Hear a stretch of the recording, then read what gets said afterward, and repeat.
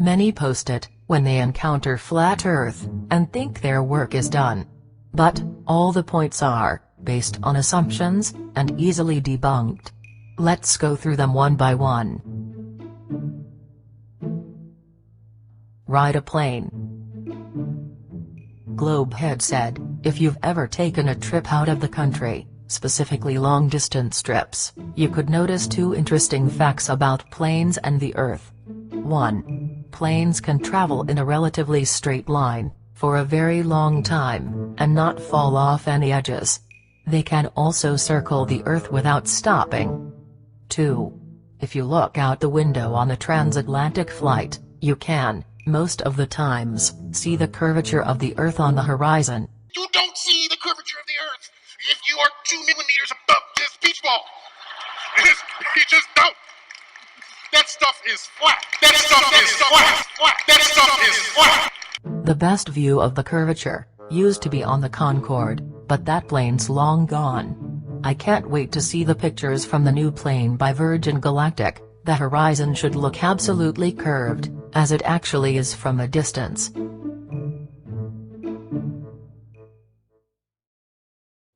The author's argument on airplanes is twofold. 1. That an airplane can go a long distance without falling off the edge, and 2. That you can see the curve of the Earth from an airplane. I think it was late, and the author was getting tired. Airplanes can go a long distance before they reach the edge, that is, unless they're heading due south.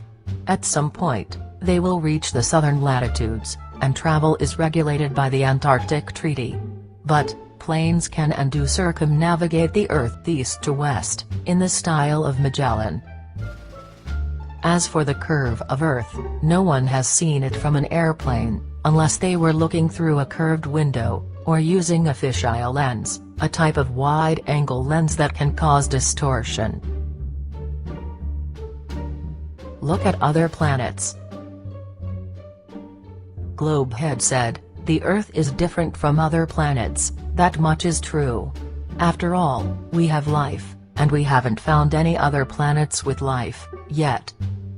However, there are certain characteristics all planets have, and it will be quite logical to assume that if all planets behave a certain way, or show certain characteristics, specifically if those planets are in different places, or were created under different circumstances, our planet is the same.